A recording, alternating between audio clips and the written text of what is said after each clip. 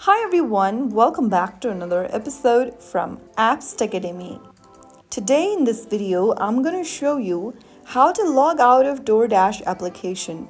If you want to log out of your DoorDash account, first of all, open the DoorDash app on your smartphone and from the main homepage, tap the Me button at the bottom right corner. From the Me section, tap on Settings at the top. And after you open up the settings page, scroll down and tap on Manage Account under Account Settings. Now scroll all the way down from the Manage Account page and you will see a Logout button. Tap on Logout and confirm by tapping on Logout once again. And right after you do that, you will be logged out of your DoorDash app. To log back in again, you will need to open the app and enter your login credentials like you previously did.